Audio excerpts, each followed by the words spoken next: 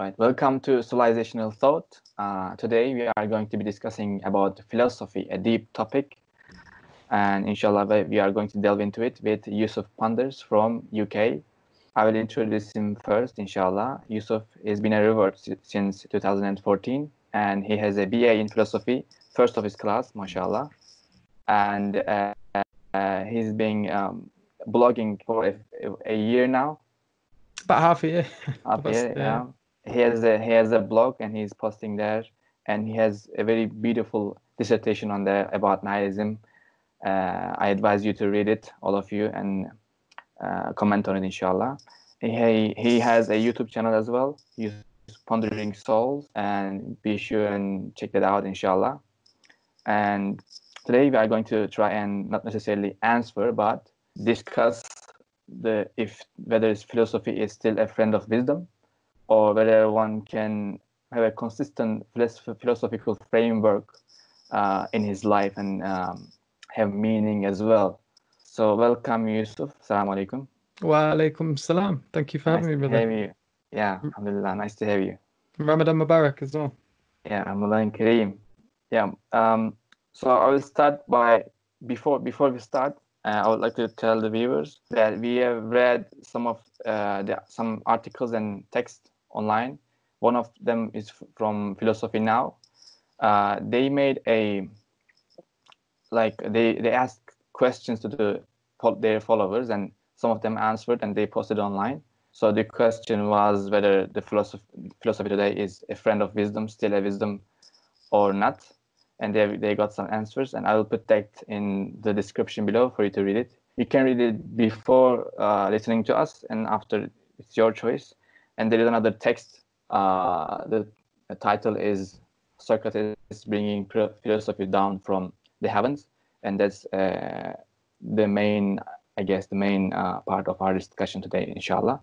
Inshallah. So I'll quote from one of the answers from that website, Philosophy Now. Yeah. And we'll begin with that, inshallah. Inshallah. In the quote, it says, philosophy is now not merely an activity, it is a discipline. It exists primarily within universities. Instead of the mind and the senses ranging freely over all phenomena in search of wisdom, a very narrow concentration on the text is demanded. So I skipped a part of it, but the main part is philosophy is not merely an activity, it is a discipline. Was it an activity, and how did it become a discipline now?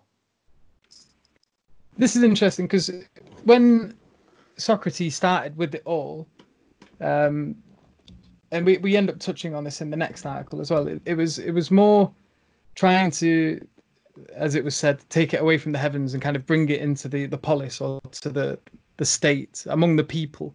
And the focus was on, how to live the good life, or how to improve the city, how to improve the society. And it's not like, when you think about how philosophy has kind of developed over the centuries, it doesn't feel like that's its major focus anymore. There are obviously development of the city or the people. Yeah, some of it's really weird, esoteric, feels sort of pointless. You'll be reading into it and you're like, so what's the point of this? Like, why are we looking into this particular thing? Why is 20 books written on this subject? Like, what do we hope to achieve with this? Is this going to help, the life of the average person improve? Or, right. Researching and reading and thinking, pondering on the issues, doesn't that help us realize, some of the stuff in the life, and that makes us happier, or connected with the wisdom? Like we have the ability to reason anyway. Yeah. So we need to look into stuff and learn from them, and then that helps us to make better decisions about ourselves and our lives, and better understand ourselves. That would be a classical answer from the people today. But the question it did actually, maybe. Yeah, definitely. But that was, I think, more so back in the day. Now we've gotten to a point now where philosophy is so broad, and it goes so deep into so many different things that we think of Plato's cave analogy. So, like for Plato, philosophy was the thing that was supposed to take you out of the cave, take you away from darkness, to like remove you from dealing with shadows and to deal with the world of the forms, where he considered what was true reality out of illusion. Um, and when you've got when you look at philosophy today, how it's kind of developed, it feels very much like when you start to deal with philosophy again, it's kind of taking you back into just a deeper cave, and because it gets way too abstract in a lot of conversations. Like you start with Is it like we are already out of the cave and we are like trying to get into another cave? pretty much like a maze of caves as well. So Hmm. like for me, my experience of it was is you have levels. So level one is just acknowledging a problem. Like, oh, is the external world real? Like, what do we mean by identity? The pop philosophy questions that you find the five Yes. minute YouTube videos on them. Um, so these are the interesting subjects. They whet your taste buds a bit. You can get into them. They're fun. They're engaging. You can have these conversations. And it's like you recognize that there's a problem here to discuss. And so you'll start to discuss it. You'll highlight certain issues and you'll set what the problem is clearly. Then level two is making a response to level one. So you'll say, right, we recognize the problem, but how do we suggest fixing it? And level two can be, multiple people coming up with multiple different suggestions. Level three is then responding to level two, responses to each individual So person. then it goes and on, and level 3, 4, 5, 6 responding to Yeah, each other and endlessly. level two might have element A, B, C, D, E, F, G. Like on all of these are different responses to level one, and then each element, so element A, when it goes to level three, that'll have its own A, B, C, D, E, F, G on level three. Element B in level two will have A, B, C, D, E, F, G, and it's exponential and it fires. And philosophy, we've been kind of focusing so much on going through these levels one by one by one by one that like it becomes difficult to kind of link everything together again to see like people have gone so deep into the cave they've lost their way. They didn't leave any cookie crumbs. They don't know how to connect it back to the original purpose of philosophy, the original goal, Mhm. the love of wisdom. If we make this distinction, I think it will be helpful. Pre-Socratic philosophers and the philosophy after Socrates. What was the real difference between them, and how that resulted in today's society? Well, the pre-Socratics, they were focusing on the world. So they were trying to figure out like what the fundamental The world, you mean the universe? the universe, existence. Exist. So the being, their main interest was like what is being, what is the universe, and so you had a few of them. Can't remember the names. I can't remember whose ideas relate to which names, but someone would say the fundamental element is water, and then someone else would say, oh, the fundamental element's fire, and then they'd be arguing about being and becoming. And so one would say, oh, the fundamental um, the fundamental of reality is being. It's all one. There's no change. There's no like all of this is illusion. And then Heraclitus will come along and say, no, everything's becoming. Um, you can't step into the same river twice. It's because everything's in flux. Everything's flowing. The road up is also the road down. Um, So and what changed from like ontologically from that perspective to Socrates' idea of you need to start thinking about the human? well, he kind of he took it from, I guess, looking outwards at the stars to the kind of looking inward at the human. And so there was this kind of flip from like looking beyond the human being, um, you know, to becoming more like introverted, I guess, or more reflective on the self, what it means to be a human. Um, regardless of what the fundamental substrate is, regardless of whether or not we were made out of, everything's made out of fire or water. All of this, I guess, to some degree, could be called somewhat superfluous. He was more interested in, like in Plato's The Republic. He pretty much covers everything in there. Like he starts talking what is justice, and then he has like a massive debate with a number of different people. First, it's an old man. The old man gives him a definition by giving examples, and Socrates is really good at just kind of like giving them examples that trumps the definition they've given. And then someone else will come along, Thrasymachus. He gets dead annoyed, and he's like, "Oh, it's the justice is whatever the powerful say it is." And so you have this kind of dialectic, this back and forth between these people, but it's always a discussion. It's always a conversation with other people, them giving their ideas of what justice is, him But finding the flaws. idea of justice and other things are not based on nature, right? Yeah, well, we're not talking about matter here. We're not talking about like Matter something. or how the universe works, etc. Yeah. It is human. We're talking about these strange abstract concepts that we all use and take for granted. So when we're talking about whether or not something is good or evil, whether we're saying, oh, this is an injustice, this is justice. He's like, well, these are like fundamental to having a human society, to having a civilization. And the more I ask people what they mean by these words, the more I find out like no one's actually got a solid answer.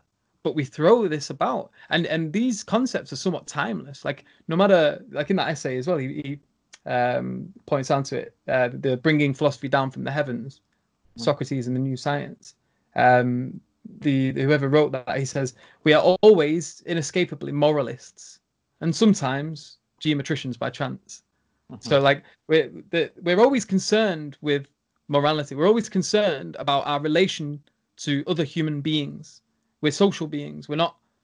Obviously nowadays you get a bit more isolated, especially with the coronavirus thing. Yeah. But so long as there's not a pandemic going on, we are social beings. Even now in the pandemic, we're still managing, subhanallah, to be social over the internet.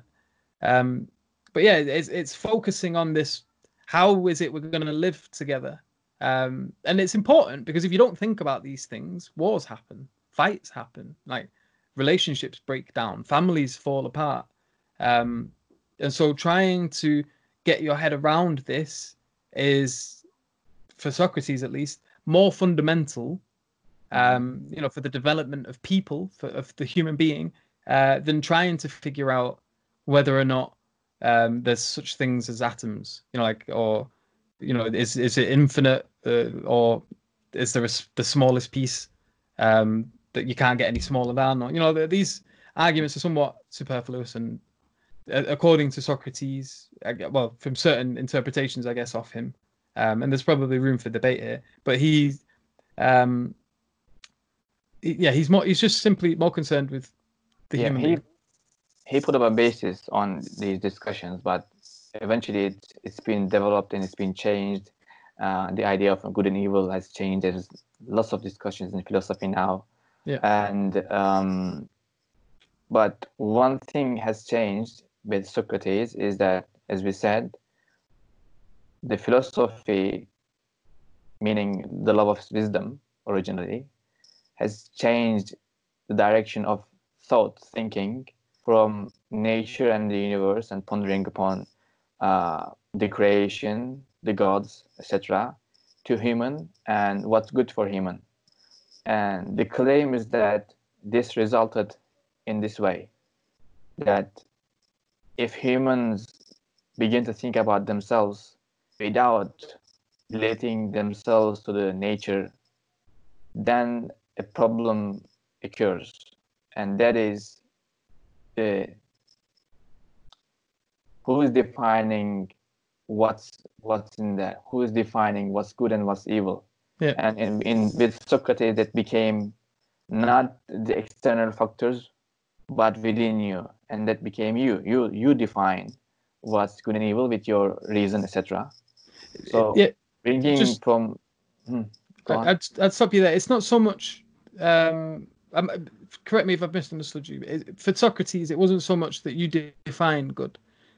He would call it remembering. So he would.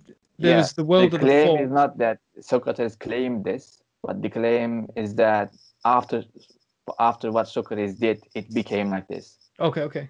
Yeah, Yeah. because for Socrates, basically, with today in the postmodern world, there's this kind of underlying nihilism, um, which is left to kind of the post-truth era.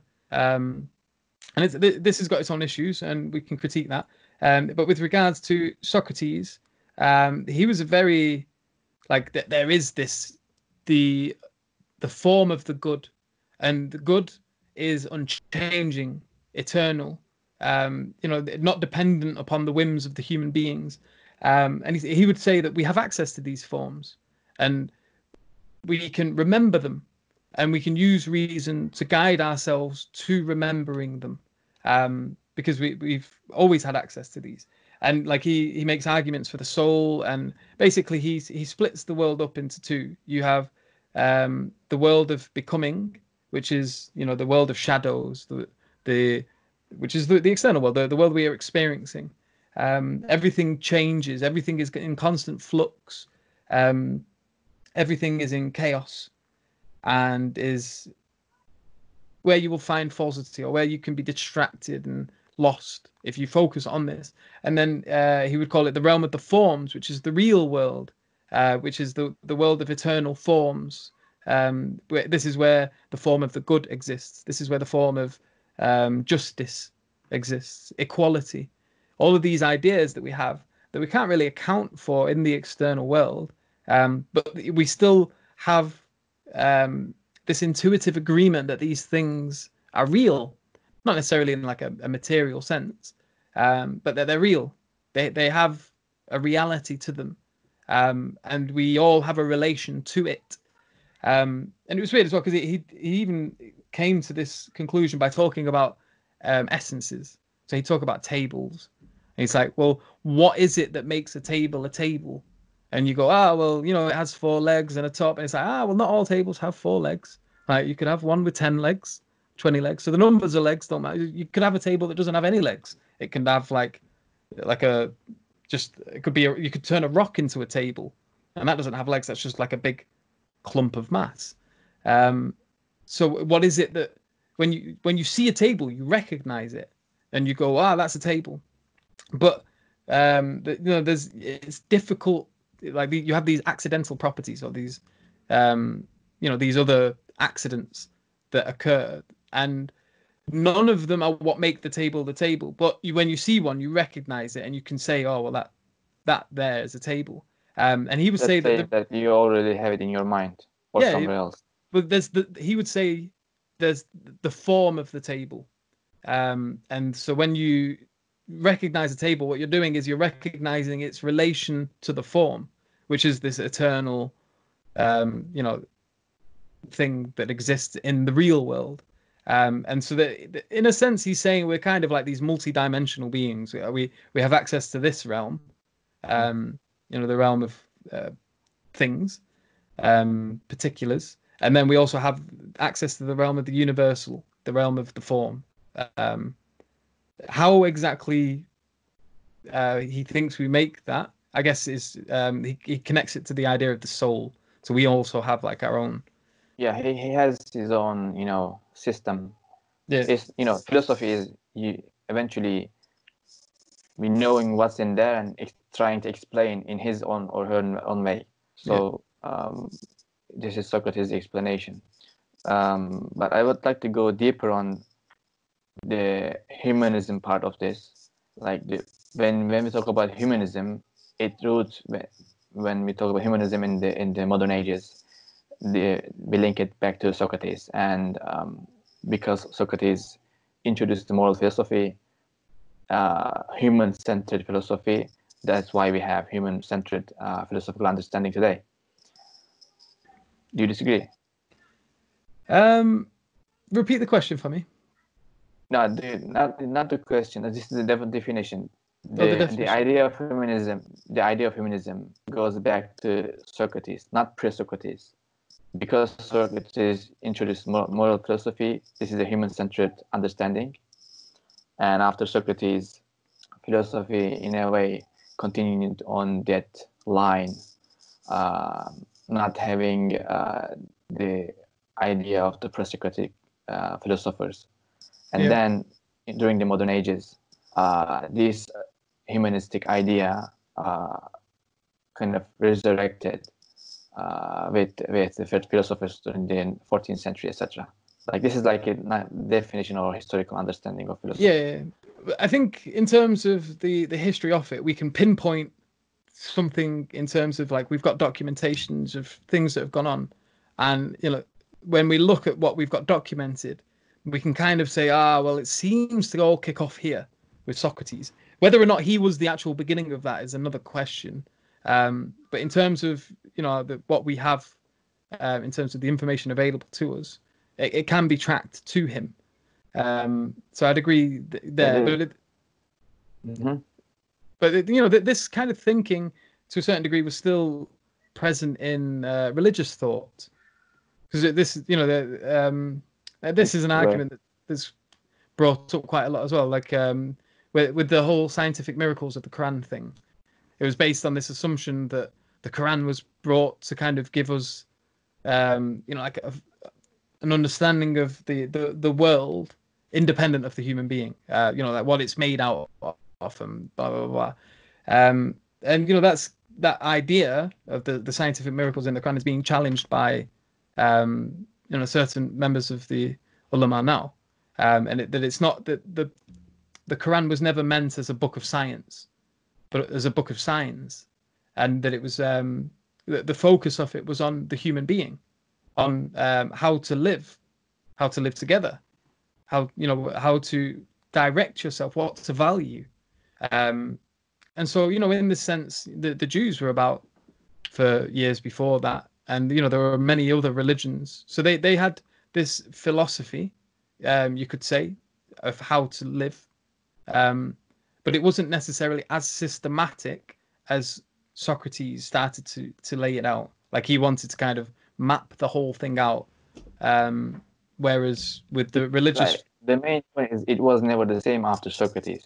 yeah. No, that's true. Yeah, Yeah. that's the main point about the idea of humanism in that sense. Um, and as you might remember, did you watch the video I sent you, the 2 minutes play? Yeah. I watched the 2 minutes where he was. Yeah. So Gone. let me viewers on there's a play on YouTube. Socrates means Jesus. It's in a theology faculty. It's a play where there's Socrates, a skeptic, a Christian scholar, and a student, and they discuss different issues. And Socrates in that play is like coming to the modern age and discussing Christianity, the issues about faith, etc. And he reads the Bible. So in one point he says they were talking about Musa alayhi salam and in his conversation with God. So Socrates realizes that he says, "Okay, I've been that. That was my problem." He says, and says, "I was trying to come up with the idea of God, but I needed to come up to it." Yeah. Yes, yeah. So important about why Socrates changed a lot of stuff in philosophy, because he put the idea of coming up with the idea of something, then to coming up to an idea of something, Yeah, and and that's he. very important Sorry. because when you say I'm a bit, then the source of that idea is you.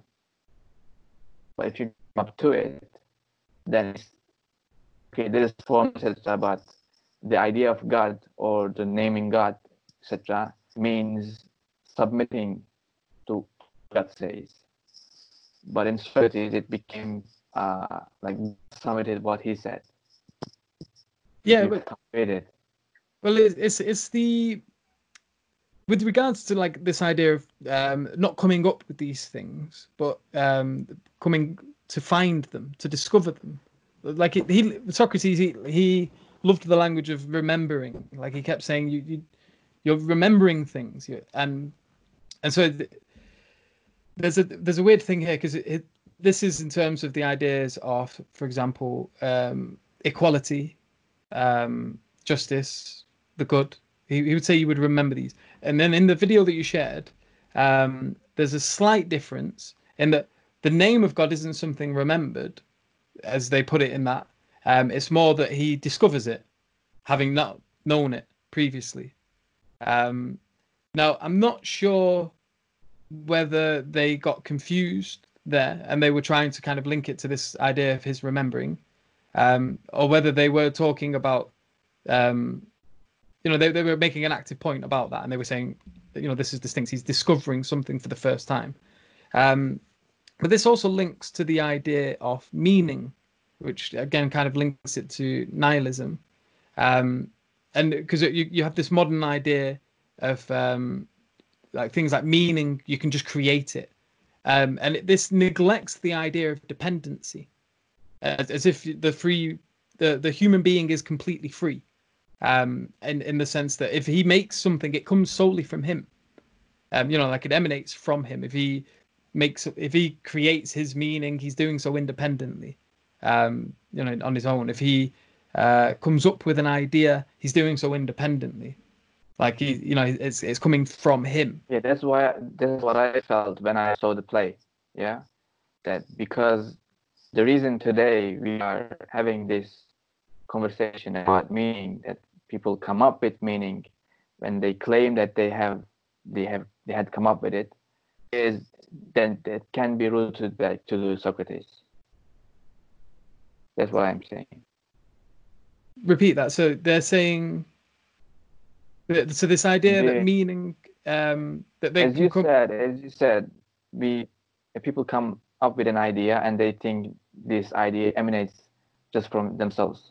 Yeah, that independent thinking, and to put the idea there. And when I watched the play, and when I read the article bringing philosophy down from the heavens, I said to myself, Socrates bring philosophy down from the heavens, and that caused people to have this idea today as well.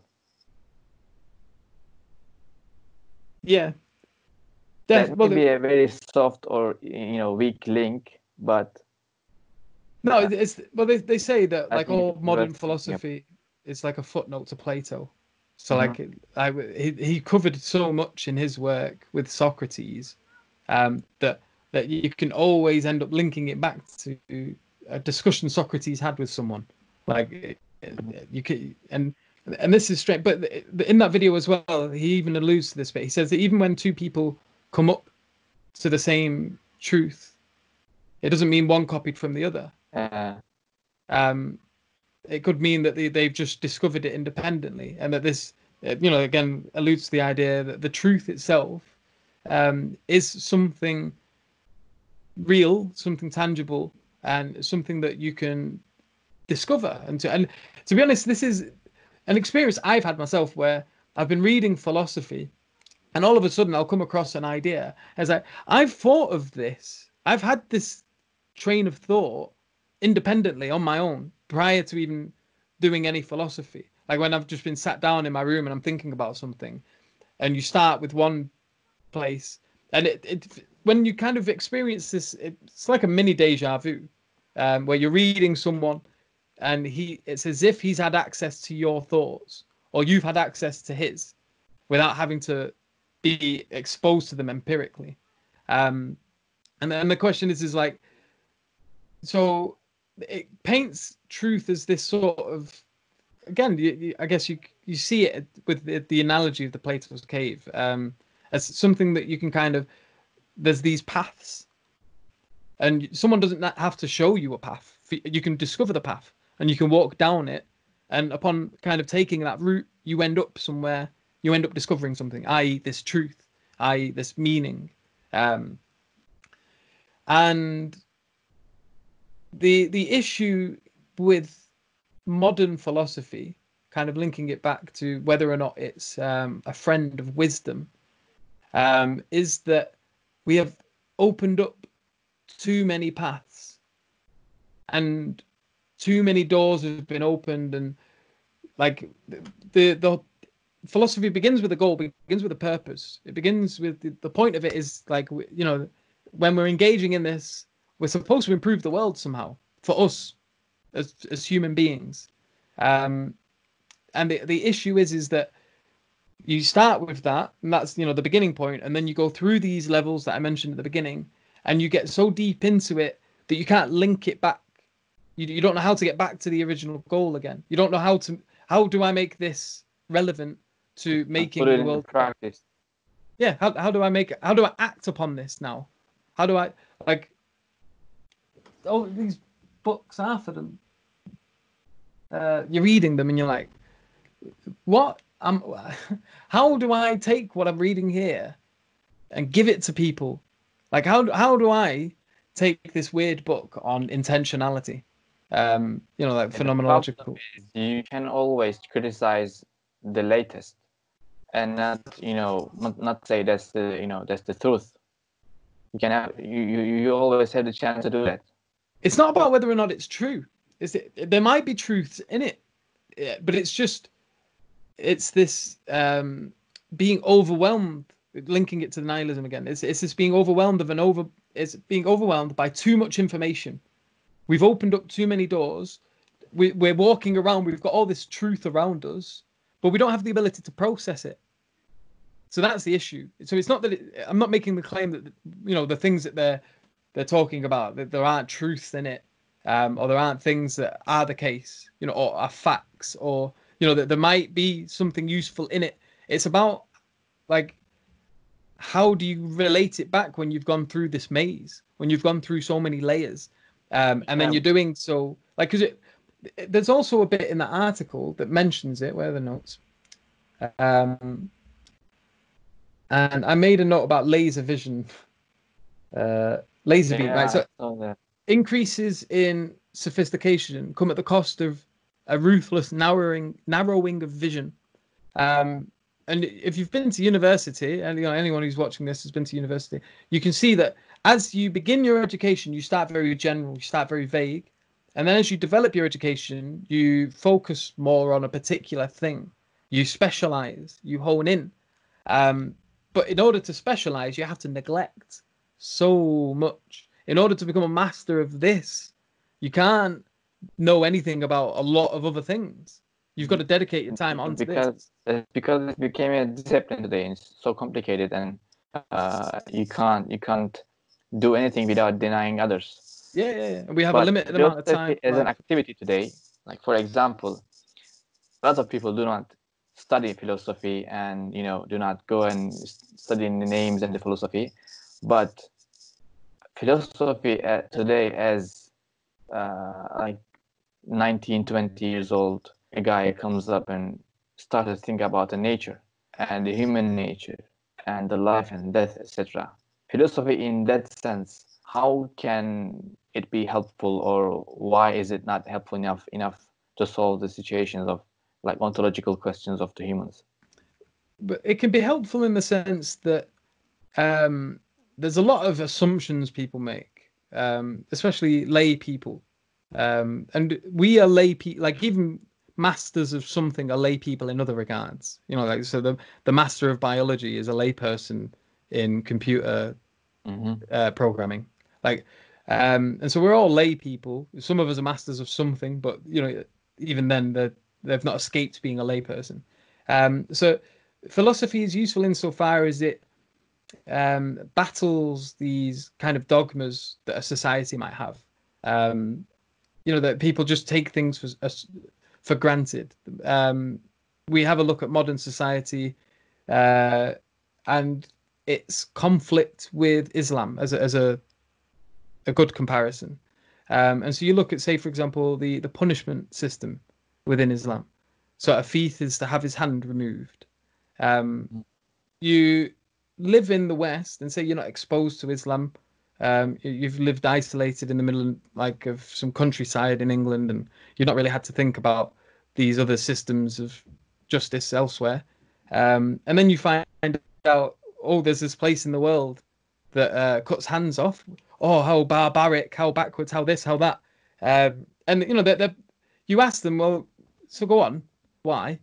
Um, and they've not thought about it. It's a reaction. It's not much different than if they touched a hot pan. The hand moves away really quickly. They hear something. They've lived quite a sheltered life, and they might not necessarily see the wisdom behind it. They just find it abhorrent because there's an underpinning violence involved in that.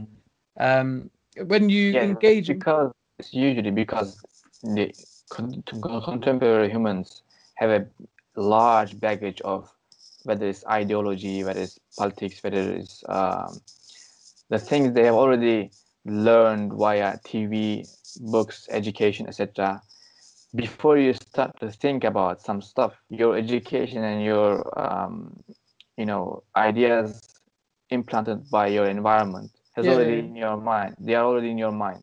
So it in a way blocks your way to reach. You need to find your way around them, and then to reach a clear mind to think about certain issues. Yeah. So philosophy a question about philosophy helps you to clear your mind. But after you clear your mind, you need to put something in your mind. So today's philosophy, contemporary philosophy, how can it help you to find a consistent philosophical understanding of the world, and can it provide you with wisdom? I don't think it can do independently. If it could, you would see that as everyone studied philosophy, the more advanced they became, the more in agreement philosophers would become. If it was in and of itself, if you assume that truth is one. Sorry, you broke up then. If we assume that the truth is one, like if you do good philosophy, you will end up in one conclusion, and everyone will be concluding in the same way. Yeah. Well, it's this idea that like philosophy guides you to truth or to wisdom, and it's not obvious that it is something that necessarily does that. There are other things at play here, because the more complex the philosophy, the more dedicated to philosophy someone is, the more esoteric their opinions become, the more they seem to disagree with each other on like really weird things that you just wouldn't think anyone would disagree on. And so it can be a friend to wisdom, but not necessarily so. And so it needs help, you said. Yeah, it would. For me personally, I would say it needs help from Allah Subhanahu wa Taala, from revelation, from something that has a better picture of life, of existence than we do.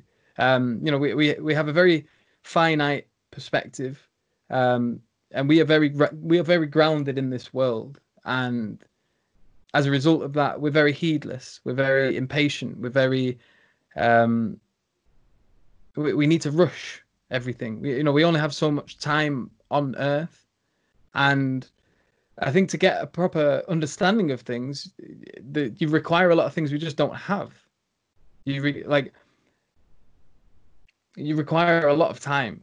You require a lot of focus. You require a lot of discipline.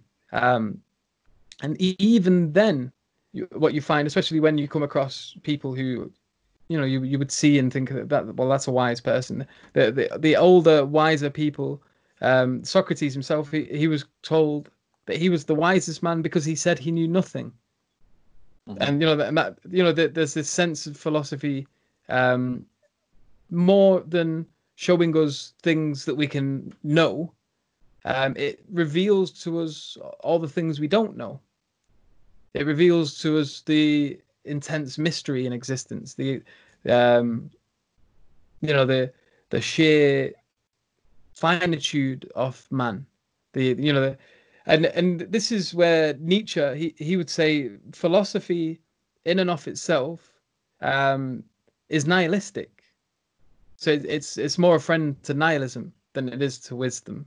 Um, just simply because it reveals to the human being how much they lack, how dependent they are, um, how much they don't know, basically, Yeah, how if you do a philosophy, then you will realize how limited you are in that sense. yeah, and this is what kind of over time gives rise to this kind of post-truth, postmodern era, where we have more information than we can process. Um, we don't know what to do with it, and we have this kind of Nietzsche. He didn't say that nihilism was like an ontological truth in the sense that that things that don't have meaning. He was even open to the possibility that God existed. He would call nihilism a a pathological state, an intermediary pathological state. It's like a psychological exhaustion. You're dealing with just too much. You can't process it, so the brain shuts down and gives up, and it Mm. says, it's all pointless anyway. And then it either expresses itself in passive or active nihilism. The passive nihilist is submissive, sits on the couch, doesn't leave the house, um, commits suicide. Suffers from depression. It's a very um, debilitating form of nihilism. And then you have the active nihilist, who is destructive, who like wants to go out and bring things to ruin. Yeah, Like, tell everyone there's no meaning. Just act like there is no meaning. If yeah, you do this, it doesn't have any meaning. You can do it, etc. yeah. There's no significance to it. It's all pointless. It's all going to end anyway. I might as well help it along. It's all It's all. It's surprising how like these big shifts happened in Europe. Like for example, the idea of human rights. Yeah, that's a big idea, and that's not at all nihilistic, right? Because you claim something. You are human. We have value. We have rights. Every human has the right to live, etc. So this is a very big step towards the meaning in philosophical sense. But not many years later, it's Nietzsche. It's all gone. Well, And philosophy in this sense, uh, how can one have this idea 150 years ago and then like it's all gone? have you ever come across? Because remember, philosophy is philos, the love of Sophia, wisdom. Now, have you ever had a friend who was so smitten with a girl, so in love with her, the more he tried to attain her, to get her attention, to make her love him, the more he damaged his own perception in her eyes. The further he pushed her away, the more he tried to bring her towards him. Have you had friends, or I've done that myself, to be honest. Have you ever Yeah, experienced that? similar maybe. Yeah. Desiring something so much that you undermine your ability to obtain it. Um, Mm-hmm. I see this very much now. Like we're we're being faced with the abyss. We're being faced with nihilism, and this is linked to globalism, to like multicultural societies where everyone from all of these different cultures, all of these different places, they all meet up in one mixing pot, and like independently when they lived on their own. It was easy for them to see themselves as the superior culture, to see themselves as the superior ideology or the superior this, the superior people. But when you mix them all up, it like these things become less obvious. It's like, well, all of us can't be the superior culture. All of us can't be the superior people. Like, and these things start to break down. These ideas, these dogmas, these assumptions, dissolve. So the And meaning that was built upon these different assumptions. Sorry, the connection was pretty bad But then. like, yeah, meaning they had during these times of human rights, etc. It was built upon these connections. They said, okay, Well, meaning is an expression of your of a subject's relation to the world. So the meaning isn't found in the subject alone, nor is it found in the world alone. It's found in the relation between the two, and it arises out of that relation. So it's a separate thing. And you can't have because this is the weird thing about nihilism. Even the idea of nihilism is a meaningful way of looking at the world. So it's this kind of, it undermines itself a little bit, and it's weird to kind of wrap your head around. But with regards to, sorry, I've lost my train of thought a bit there. Can you just remind me of the path we've been taking? Yeah, So now, just recap. I was talking about Kant and the idea of human rights, and then you said how did it became how did it meaning of human rights, etc. There's human is valuable, etc. And then 150 years later, it was all lost. And I asked you how. Okay, yeah.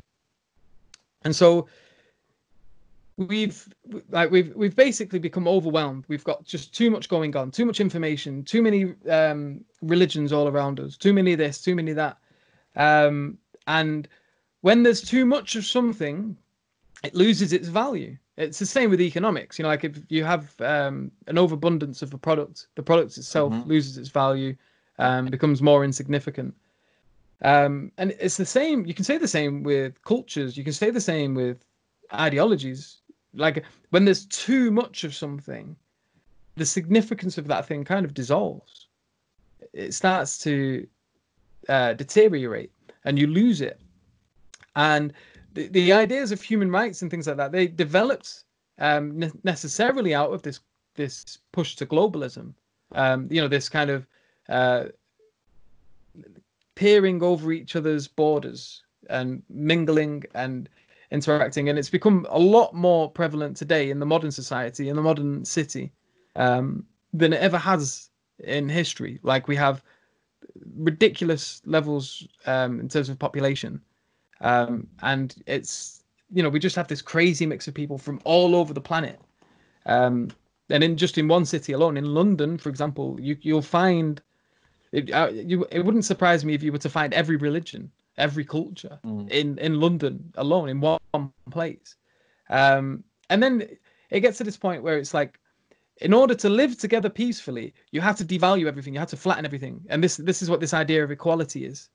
The idea of equality is everything is equal, and if everything is equal, nothing is more significant than anything else. And it's more of an etiquette thing. It's more of like, well, you know, it's a bit mean if you're saying, well, this culture's worse than that one, and you know, like if you're from that culture, and if everyone's like kind of saying this to you, anything that you know damages equality is offending. Yeah. But there's an issue with this because we're doing it out of etiquette. We're doing it because we don't want to be cruel or subject a group of people to bad treatment as a result of being a part of this inferior thing. And so like we have this idea of equality, but then we push it so much that everything loses its significance. And these things might very well be that which meaning arises out of. And you know, like if your way of experiencing life meaningfully is insofar as you are related to this thing, to your culture, to your religion, to your this, to your that, if it has been flattened and you've been told, well, it's insignificant, you know, like it's about as it's about as important as your taste in ice cream, you know, or your, you know, it's important as your fashion sense. You know, you could wear I've this. been like this, just you know, might as well go on with it, and you know, I've been Muslim, and you know, just go on with it because it's just my taste. Yeah, yeah. But if you're doing it for that reason, it becomes insignificant. It ceases, like any meaning that rises out of that relation. If the thing that gives rise to the relation is insignificant, the relation itself becomes insignificant to you subjectively. It's not to say that the thing is actually insignificant. It might very well be that basically the thing that we would have a relation to, if only we were to see it as significant as it truly was, that the meaningful relation between you and it would give rise to massive senses of meaning, and that this meaning would be hugely significant to you. But there's this issue that we're constantly having to battle with, where like you move too far in one direction in a multicultural society, you risk becoming bigoted. If you move too far towards equality, you risk nihilism. And and like, how exactly do you balance the two? Now, philosophy would be useful if it was providing answers to these questions, but it doesn't seem to be the case that this is what's happening. It seems more to be the case that philosophy is being used to develop the extremes. And you see this. Develop the extremes. Yes. So you see this in the development of the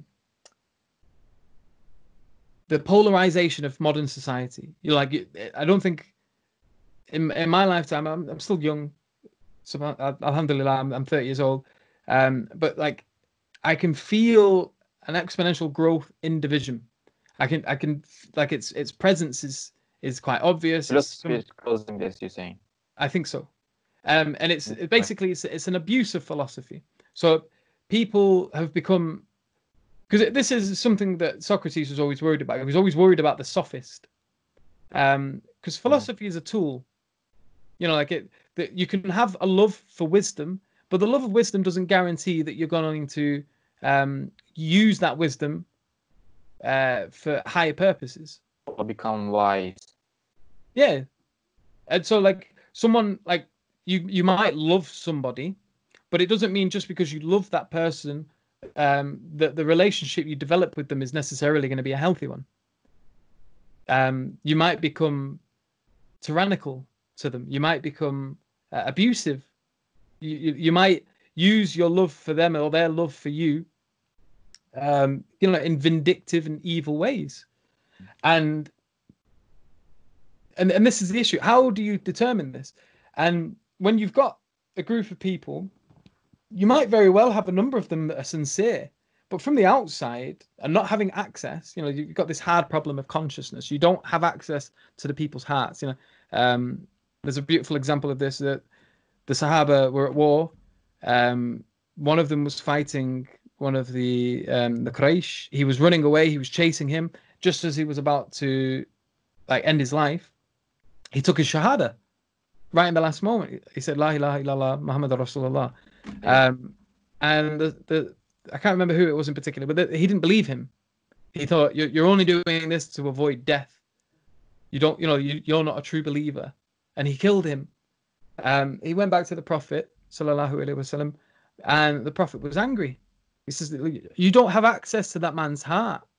You have no idea how sincere he was. It might very well have been you've done a great evil here. He could have been in that moment. He might have become a sincere and true believer. And had you spared his life, he could have been of value to our society. You don't have access to the heart, and this is an issue. You don't have access to people's sincerity. So when you're just a layperson, and say you're looking at the people that are trying to run our societies, the people that are trying to run the world, and lead us necessarily. If you're leading a society, you're leading how all of us are, what direction are we all going in collectively? And it's hard to figure that out. You've got all of these people, and all of them are making claims to truth, but all of these claims to truth conflict. It can be exhausting, and it sometimes. So you're saying that philosophy polarizes the society because all of these subjective truths are out there, and if you're looking for a truth, you will see all of these subjective, thousands of truths out there, and it makes you, you can't pick anything You give between up. them. You give up. Give up, yeah. This this is an And example I for use a lot. yourself, you coming up with a truth, that's something, as you said in the beginning, that's something that needs a lifetime or something, double lifetime. That's Yeah, not yeah, very yeah. possible. You need a lot of patience. You need a lot of time. And even if you have the patience, sometimes it doesn't matter because sometimes, especially when it comes to politics, or when it comes to living together as a society, are we still together, or is the signal gone? Yeah, no, it continues. So even if you are a very patient and wise person, all of that comes to nil if no one else in your society is. If everyone else wants to rush, you look at Brexit as a perfect example of this. Um, like I was being asked to make this really important decision about whether or not my country should be in or out of the European Union. I felt like I'd looked into it more than the average person, and I felt less opinionated. I felt less capable of making a valid decision than most people that were just going off their intuition. They hadn't read anything. They hadn't, like, they'd maybe watched a couple of YouTube videos and they were like, I'm voting leave. And they would be so incredibly opinionated about that position. I was like, well, what, based on what? Oh, well, all these immigrants and this, that, and the other. And it's Very like, surprising in this day and age, with this big data flying over us, and we can have very strict decision and hard beliefs on certain yeah. issues. And it was the same with the opposite. It was the same with like, no, no, we're staying in the EU, and it's like, why? And most of the time, you question them a bit, it's just because they didn't want to seem racist. It's like, is that what's gonna make us leave or enter or stay in the EU? Whether or not you hate foreigners or whether or not you don't want to look racist, is that how is that lead? How is that a truthful decision? How is that the best? Like, because it maybe these are part of the issue, but they're not necessarily like whether or not we stay in or leave the EU. Whether what is the best choice for the country can't be boiled down to just that simple dichotomy, that simple element. It's Yeah, so much more complex than that. And I was like, this is way over my head. This I'm a bit busy doing a lot of things. I don't really have time to give this as much thought as it requires. Why am I being given this? Why is everyone I know being given this responsibility? Surely, like we should be kind of confronting our elders. We should be confronting the wise in our society, those that have dedicated their lives to trying to understand these issues. You get a council of them together, and they're obviously they're going to differ because humans. The Quran says, man loves to differ. I could have made you all one people. I could have give you all one religion, but you would still differ. You would still break off into factions and groups and oppose one another. And so like that would still be the case even if you like got the wisest of our society together. But you're in a better position leaving it to them than you are Bob, Dave, and John round the corner that spend most of their time gardening or fixing aerials or like working at the skip. Not that these are bad jobs. They're not going to provide you the answers to yeah, that's the curse of the democracy. exactly. So what? And it's this. If you have too much choice, your brain shuts down. If my wife says, right, what do you want for dinner? You've got option A, B, C, D, E, F, G, X, Y, Z, L, M, N, O, P, blah blah blah. Like I'm like what? Uh, I don't know. Whatever you pick. If she gives me Food. two options, I'm more likely to pick one. And too many things just overwhelm you, and you're like, you give up almost. You're just like, Yeah. ah.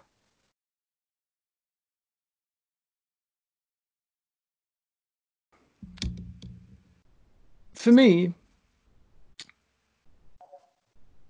man is, as the Quran explains him, the man is lacking. Man often just argues about opinions.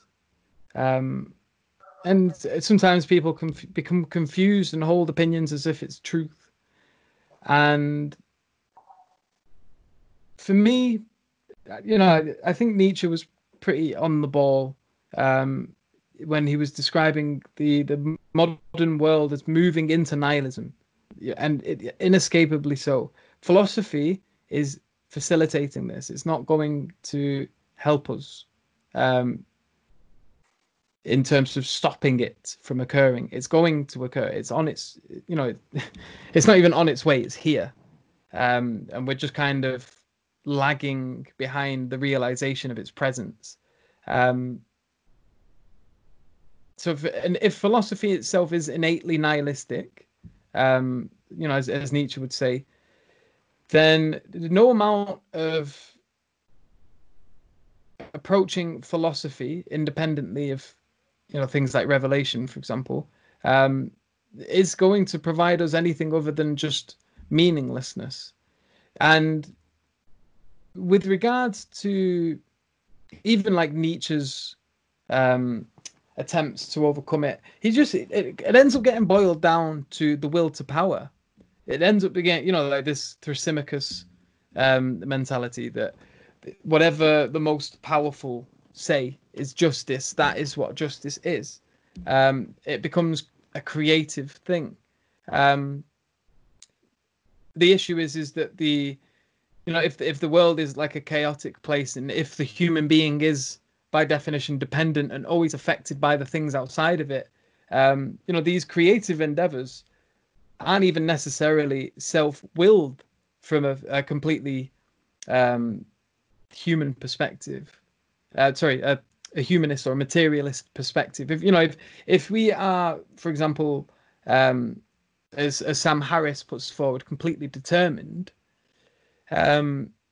if it comes to the point where we start to recognize nihilism as here, and as an issue that we have to deal with, and if we recognize philosophy as a tool for facilitating nihilism, and as Nolan Gertz is writing in his recent book, Technology and Nihilism, technology is even facilitating this.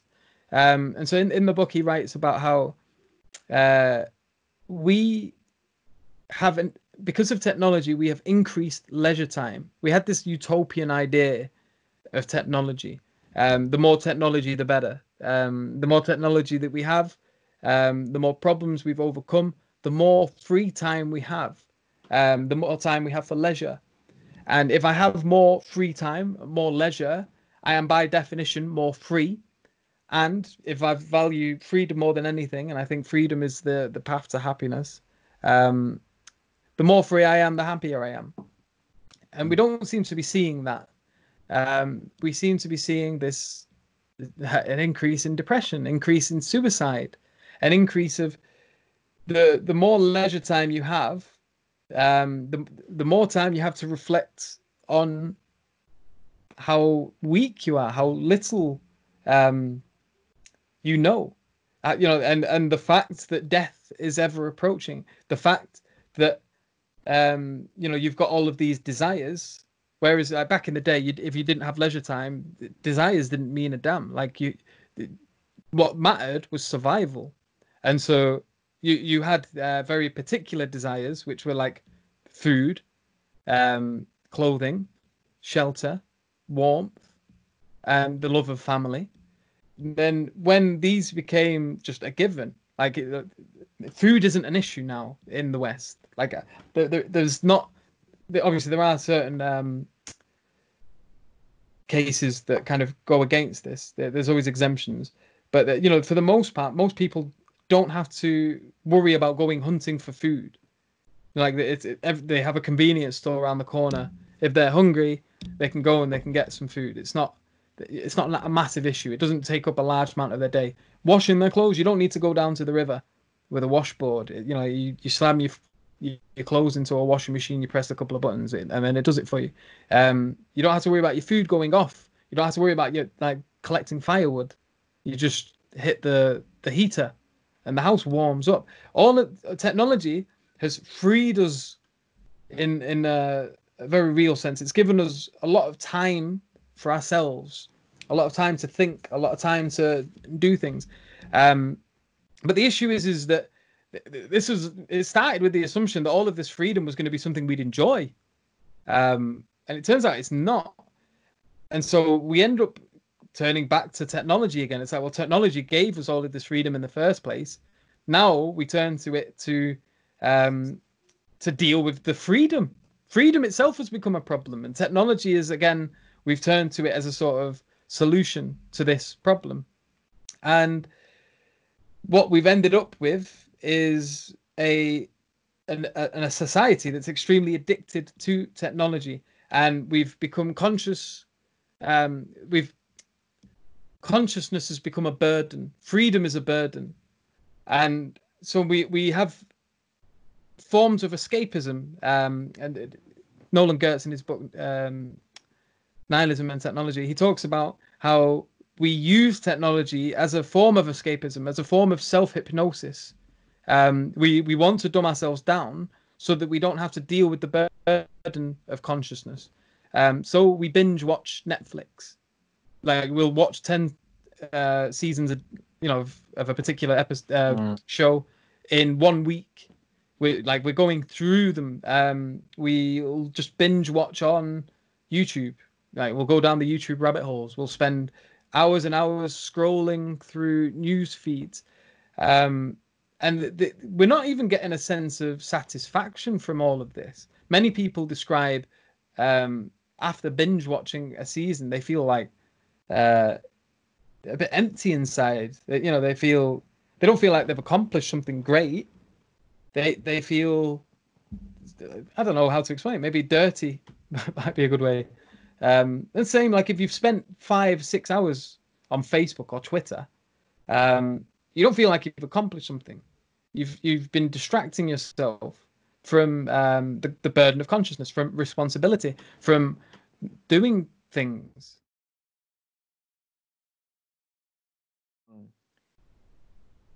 So if we don't do these things, that burden of consciousness, what does that make us do when we become conscious?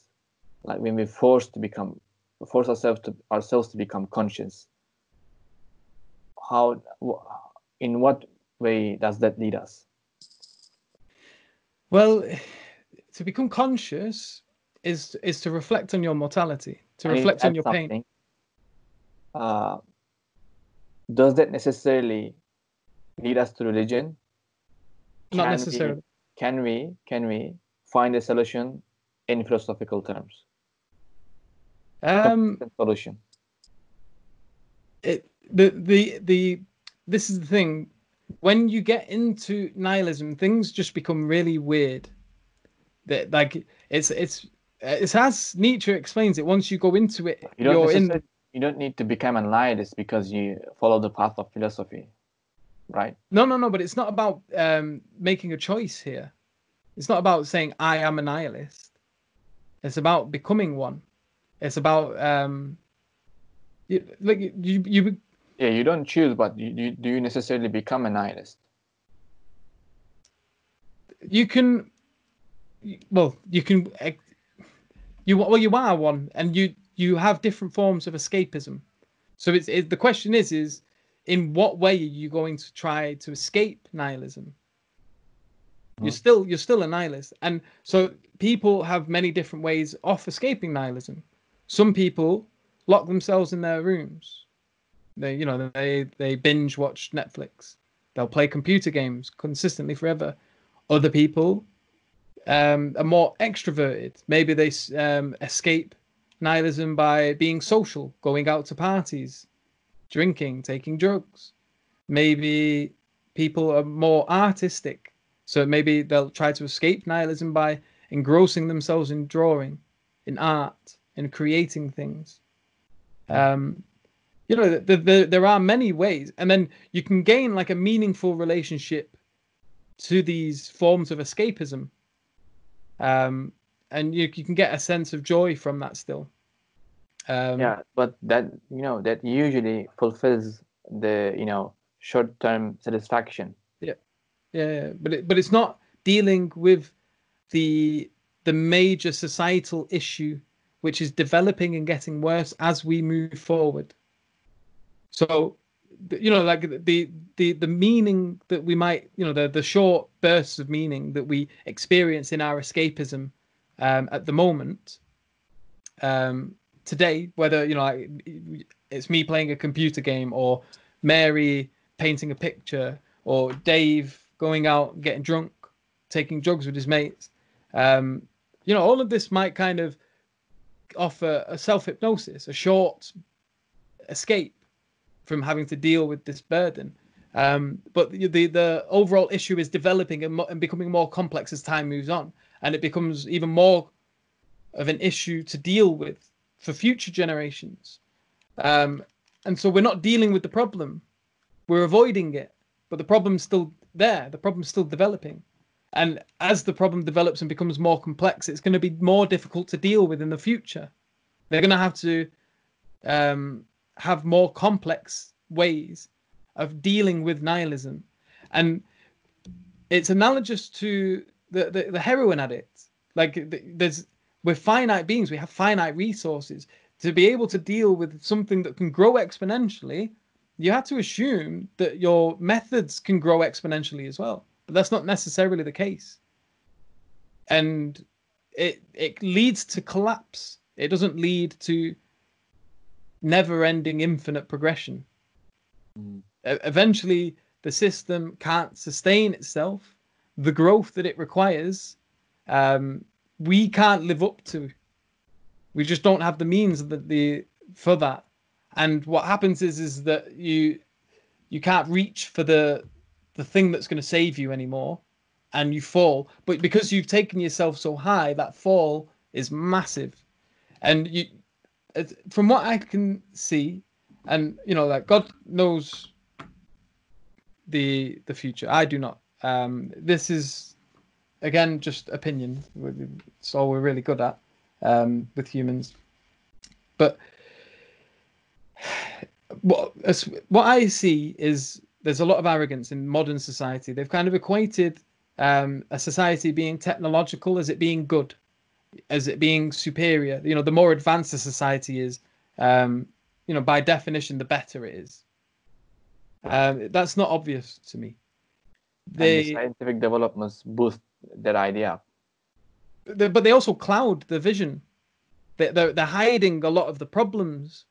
So if you have a problem, rather than reflecting on the problem, what it means for the human being to have this problem in the first place, you can only reflect on this issue. You can only reflect on what it means to be a human being and have these problems if you're aware the problem exists.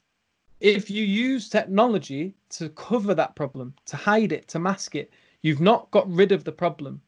The problem is still present, but technology is just moving it out of your view.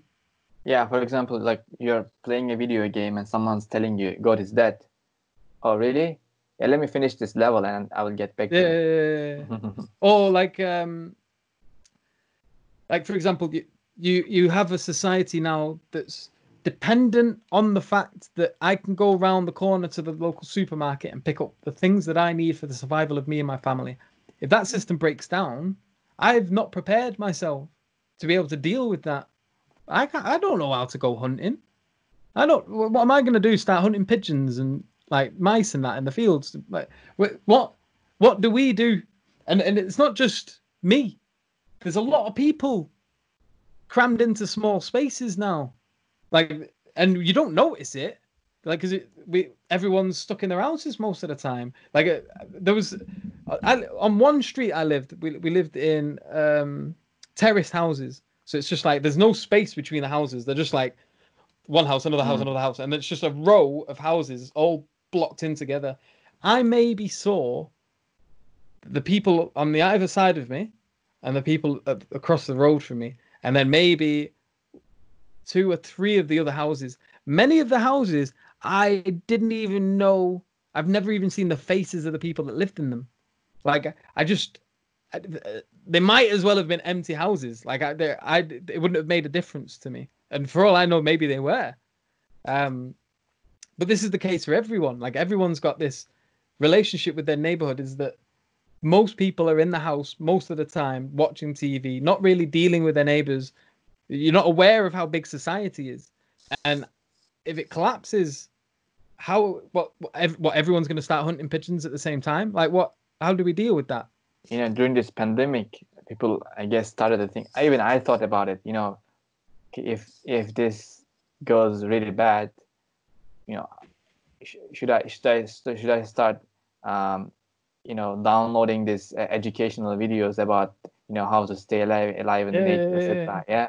Do I need to Or stockpile on toilet paper? yeah. Like, what do I do? But this is the thing. We've become reliant on technology that we don't see the issues anymore. We don't see the problems because we've hidden them. We've masked them. We've covered them up. And you can't know how to resolve a problem if you don't even know the problem exists. And this is what technology does. We're not we love what technology does for us, but we hate the fact that we rely on it to do it. Ideally, we would like to transcend. Yeah, that's the products we face every day. Like I need to, do something very beautiful, but I can do it on computer. Yeah. Yeah. So you can't escape from it. Yeah. I want to ask something else.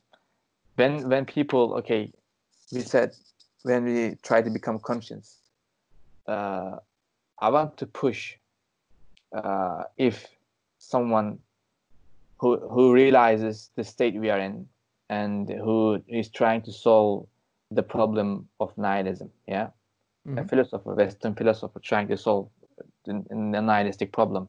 He realizes that, okay, God is dead. He might have been raised up as a Christian, etc., and he's read philosophy and he's found his way to clear his head. And now with a clear head, he starts thinking. But as you said, he can't escape being a nihilist, or he doesn't need to say that he's a nihilist, but the state he will eventually be at is a nihilistic state, that the society does not have God anymore, and he doesn't have a God anymore. But is there any way someone can save himself philosophically from this situation? Just want to push the possibility of this, because usually when they come to this conclusion, they might go different spiritual experiments and looking for something else, looking for the meaning somewhere else, if they don't like Islam and other religions, etc.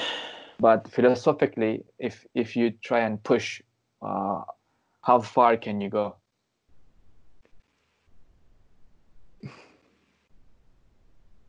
I'm not sure you can go that far.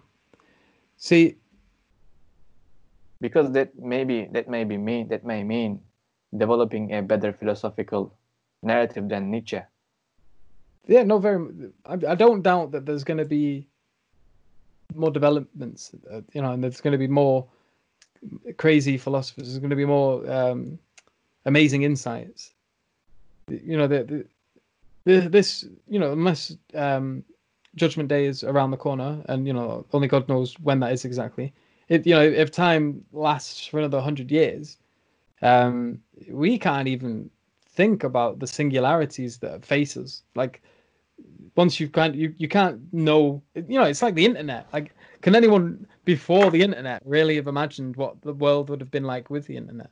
Can anyone prior to Skype conversations on flat screen laptops really have ever comprehended what it would be like now to, for the ease of me and you to discuss, you in Turkey, me here in the UK, like good internet being a major factor there. But I'm not sure. For me, it always ends up boiling down to whether we have nihilism or whether we have a sense of security, or whatever's going on in the society. Allah subhanahu wa ta'ala will guide who he wills, And these people don't necessarily need to have access to complex philosophies. What's more important is how sincere their heart is. You know, like, do they, you know, internally, do they actively want to be a good person? Do they actively want to be honest, to be just, to, you know, like, to not wrong people? You know, and as difficult as what the right answer might be sometimes, with how complex things can get, in their heart, do they incline towards order, to justice, or do they incline towards chaos? Do they incline towards mischief? And in a world of nihilism, um, this is going to be made clear and very quickly. People are going to, their forms of escapism are not going to be as present as they were, and either they'll end up inclining towards their fitra, inclining towards the belief in God, towards the understanding of the truths that can be found in Revelation, or they'll reject it. And if they reject it, I'm not sure there's much hope for a society that does. Allah subhanahu wa ta'ala says repeatedly in the Quran, when, like, he doesn't destroy a nation, he doesn't destroy people until everyone in that society has given up. And if there's a few of them that remain there that are still hopeful of Allah subhanahu wa ta'ala, he'll remove them from that society. He'll take them elsewhere. Like, was it Lot and the people of Lot? Lut, the Prophet Lut alayhi salam. He was the last. Him and his family were the last genuine people in that city. They left the city. Yeah, and Allah subhanahu wa ta'ala guided him away from the city, and he destroyed it. And I think that in a globalized world, that you don't really have much option other than Judgment Day to follow. If it gets to that point, there is nowhere for the good people to go.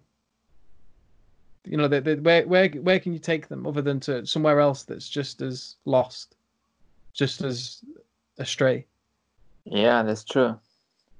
It's either you go to the moon or stay in the world. or to Mars with Elon Musk. So globalization seems, and this is interesting as well. A nihilistic world is the perfect world for the Dajjal. Like, and you get these atheists as well, where they all go, "I'll believe in God when I see him. The second he's at my face and I can talk to him and he can talk to me and we can have a conversation, then I'll believe." It's like, you're gonna be the Dajjal's best mate. You're gonna absolutely love it when the Dajjal gets here. He's gonna say, "I'm God," and you're gonna go, "Oh, okay." You're gonna be at his feet. And nihilism, a nihilistic world, opens up truth being thought of as the will to power. Whoever has the power, in terms of in the dunya, becomes the bearer of truth at that point. And so if the Dajjal comes along, he's a powerful man. He's capable of great things. He says this is what's right and this is what's wrong. I can bring people back to life. I can do this. Look at all these amazing things that I'm doing. People will listen to what he says is true. Yeah, they, in a sense, they do follow science in that way, like to transhumanism and, freezing the bodies and, uploading and downloading consciousness, having unlimited lifespan, etc. These are all huge claims that science does, or, they claim that there will be a very, highly developed artificial brain that is going to exceed human understanding, and it is going to eventually manage the humanity, etc. These are the claims, and people look up to this and they want this. It's like they want to produce something that that's going to, rule over them. And they do really want it. This is not like an ideology. There is manifestos, transhumanist, post-humanist manifestos. They do want this development, and they do see it as the latest evolution of human race. Yeah. Yeah. But it's just crazy. Well, it's when you've lost faith in God, you have to almost become a god in order to overcome that. And this is what this kind of techno-utopian idea is. It's like, how do we make ourselves God? Like, even this kind of idea of transcending this world into like an endless online time world. What's that? That's you becoming eternal. Like Allah subhanahu wa ta'ala is the only eternal one. We desire that. We want to become that. Yeah, you're not born with time and space anymore. Yeah, exactly. You want to have ultimate creative capacity. Ultimate sandbox world like Minecraft, but like perfect graphics. We want that. We want to be able to build, and we have this assumption as well that that'll be something we'll enjoy. That'll be something that will bring us that peace that we've always been yearning for. And it's like with the communists, you see the same thing. It's they became ultimately materialistic. They got rid of paradise in the afterlife, and they just brought it here on Earth, but in the future.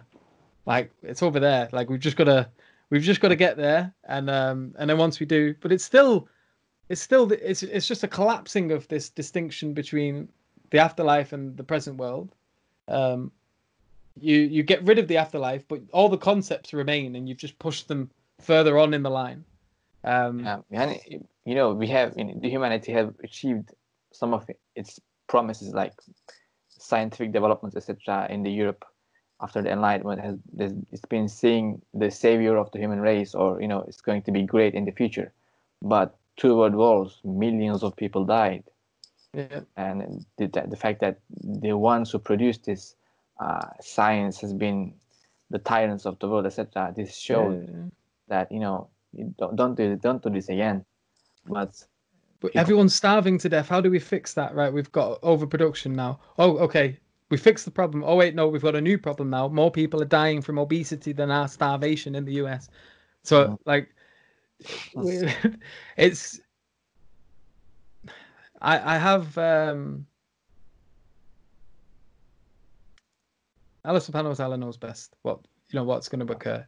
I don't have the highest confidence in mankind to solve these problems independently of God. Yeah, of course.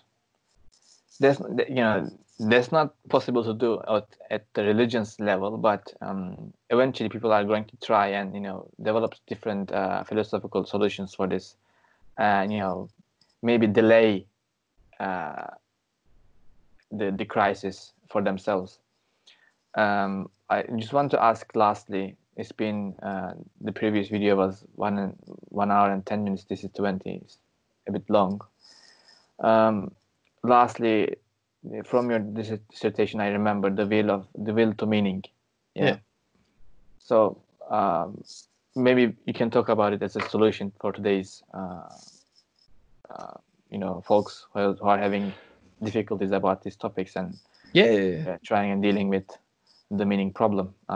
Your suggestions, inshallah.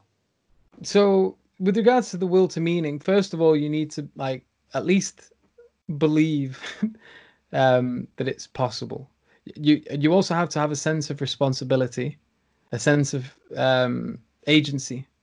You can if you are a full-on determinist and everything's out of your control and there's nothing you can do and you kind of wallow in self-pity, then it's not that you've not got a will to meaning, it's that you've kind of you've just made yours impotent. You've given up on it. You're not giving it the energy that it requires.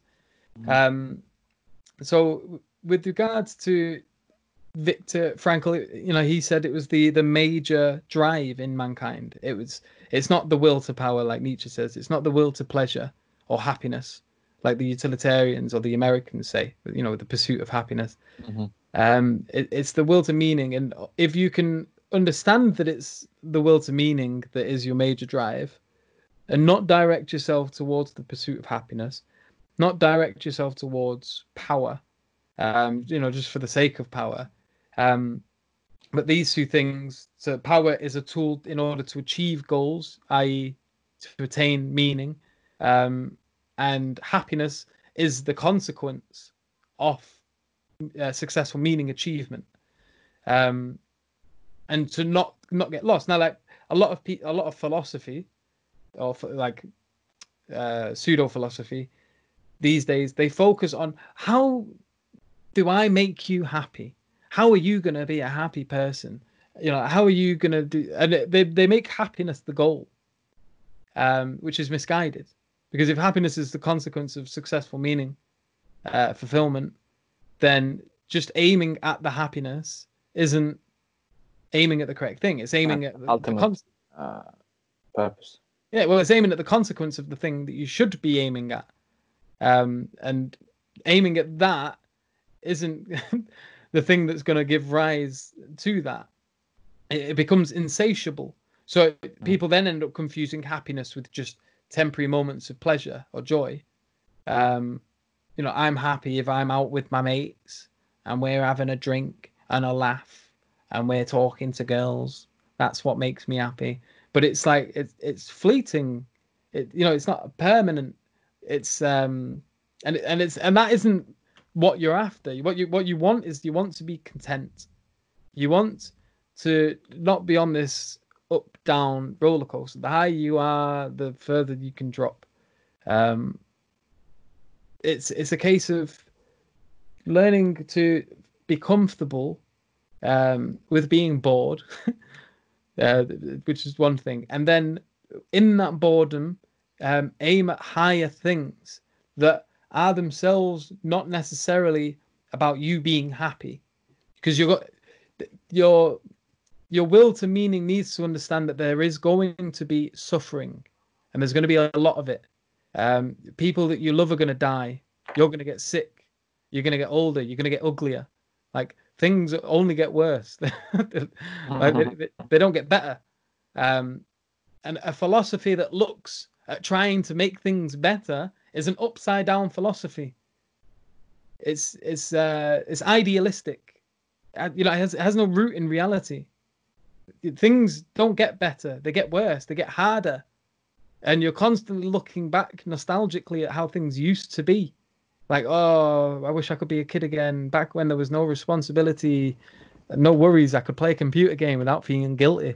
Like, back then is better, but you can't. What was it? There was on that notes as well. Kierkegaard quote. But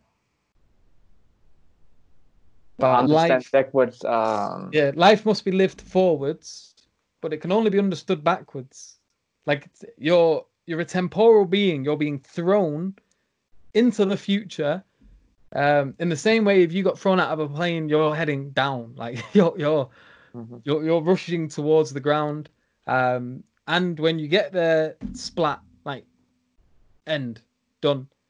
And like, and it's a really good analogy, actually, getting thrown out of a plane, because the happiness is like being back in that plane again. Like, oh, that'd be good, but you can't do that. You're moving forward. You're taking steps every breath. So you need to do something before you hit the ground. Yeah, and something that's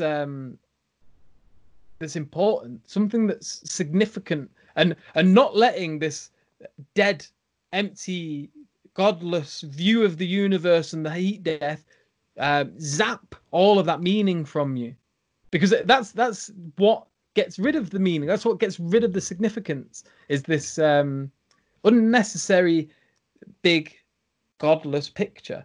Like, why do you need to take yourself out there? Why do you need to say, oh, well, the universe in the grand scheme of things, it's all going to end anyway? And like, who cares? Who really cares? Like, and why even incline to that if it's just going to rob your life of its meaning? You need to, whatever philosophy you're inclining towards, can't make suffering evil. It can't make you being in pain bad and insufficient, because you're going to suffer, and as you get closer to death, you're going to suffer more. You're gonna have to choose a philosophy, choose a way of life that incorporates suffering, and that owns up to the destiny of suffering, owns up to the pain, owns up to it all, and understands that a meaningful relationship can arise out of that submission, out of that understanding that pain is a part of your life and not escaping it, but like facing it bravely head on. And this is the issue: is the philosophies that are being put forward at the moment. They're more cowardly than anything. They're more like, they're absurd. I can't say anything less than that. It's not about the pursuit of happiness. It's about the pursuit of significance, and that is a very hard road to walk down. And it's too easy to not walk down that road anymore. It's too easy to just sit and play computer games. It's just too easy to watch Urtical and binge watch that. That's an exception. Or just any of them. But yeah, and it's easy to switch. Yani, very yeah. quick, as you said. Yeah. And that's what science is doing. Science is facilitating easy ways out. It's not facilitating a meaningful life. It's facilitating avoiding the burden of consciousness. And it's misusing, well, not science, but we are misusing philosophy. Again, to kind of link it back to what I mentioned before, to further extremes which polarize society and cause tension more. They remove the ability of a society to be cohesive. And yeah, I see that as nothing but trouble. I don't see that as... Yeah. Thank you. Then, if you don't want to add anything. Well, yeah, there's probably... Do go on. Yeah. I would just say that despite these issues, despite nihilism, despite this kind of post-truth era, it doesn't follow from any of this that there isn't truth to be found. It doesn't follow from this that just because there are countless claims to truth, that truth isn't present anymore. The same example, I love using this one. Just because 10 people have said they're your dad, it doesn't mean you can give up on the fact that you've got a dad. The same, the same applies to truth. And I really want to compel people to take religion seriously, and not to just write religion off completely as if it's some sort of absurd, quote unquote, pathetic way of dealing with issues. For the most part, especially if you're like someone who's living in a secular Western state, being religious isn't easy. Being religious isn't this it's not like going on a computer game. Like it's not an equivalent form of quote unquote escapism. Mm-hmm. Being religious is a massive challenge, especially today more than ever. The Prophet Muhammad sallallahu alaihi wasallam said, towards the end of days, holding on to your religion will be like holding on to a coal. And subhanallah, that's what religion is today. If you were to hold on to the deen devoutly, sincerely, there's a lot of issues with that. And so this idea that that being religious is sort of the easy way out is a cop out of the actual reality of what a religion is. And religion is this, Islam in particular. You know, and I'm not a lazy thinker. I'm not someone who's just like inclined to the first religion that came my way. You know, I dabbled. I went out. I was traveling. I spent time in Buddhist temples and really thinking about this. I thought, you know, I took this question very seriously, and picking Islam was probably the hardest option out of all of them. It's the most controversial Is it religion. because the practices or the theology? The controversy, the practices were difficult to, like, you know, for someone that's new to it, someone who's not disciplined. Me, I was You're gonna like a dedicate rebel your baby. whole life and you're gonna pray 5 times a day. All of a sudden, yeah. And I was a chaos baby. You remember the Creator 5 times a day. This is like, you know, this is a challenge for Muslims as well. Yeah. When you are growing up, you know, when you became like 15, 17, etc., you realize this is what my parents are doing is not something very easy. Yeah. I mean, you need to constantly thinking about this and constantly praying, and you need to, you know, organize your life in line with this religion, belief, your perspectives, etc.